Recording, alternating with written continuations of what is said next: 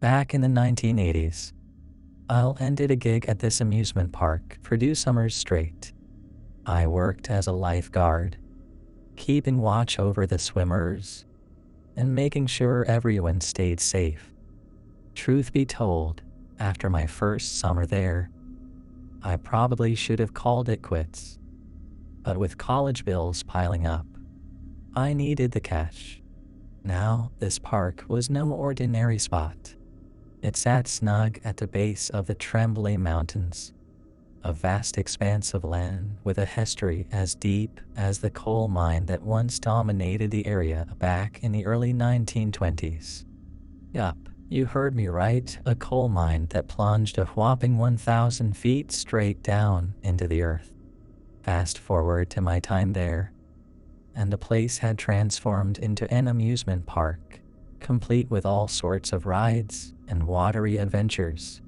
We're talking about a wave pool that could make even the most seasoned surfers break a sweat, an artificial river with rapids and currents that would have you gripping your tube for dear life, and slides that snake down the mountainside before dumping you into a massive pool at the park's heart.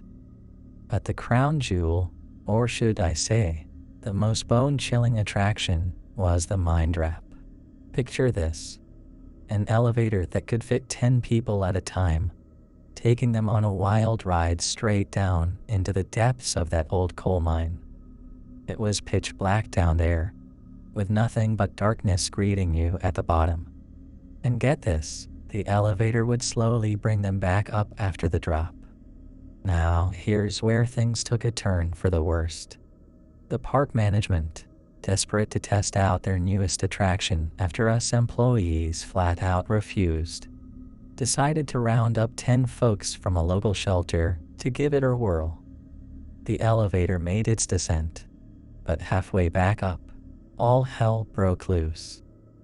Not one, not two, but all 3 safety mechanisms malfunctioned, sending the elevator plummeting back down to the bottom of the mine. It was a horrifying scene. All 10 souls on board met a tragic end upon impact, their bodies reduced to a gruesome pile of crushed bones and flesh.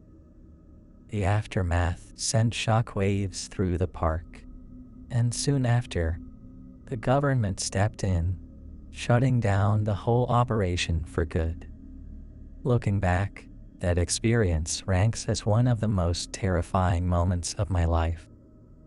And it serves as a grim reminder that sometimes the thrill of an amusement park ride can quickly turn into a nightmare. One late summer day, me and my friends were all excited about going swimming. We'd been talking about it for ages, and finally, we decided to go to the nearby amusement park for some pool time. But leading up to that day, I started getting these really strange texts. They were kinda scary, like someone was watching me. They said things like, "Watch out," and even "I'll hurt you." Now, normally, I wouldn't pay them much mind, but a few days earlier, I lost my phone at a subway station. So I thought it was just someone playing a prank on me. Anyway, we arrived at the amusement park, and everything seemed fine at first. But then I noticed this guy staring at me from across the pool. It made me feel uncomfortable, but I tried to ignore it and focus on having fun with my friends. As we splashed around in the pool, I suddenly felt someone pushing down on my head, trying to dunk me underwater. I panicked and struggled to break free, but it felt like whoever it was wouldn't let go. After what felt like forever, but was probably only a few seconds, I managed to swim away from the person and get out of their reach.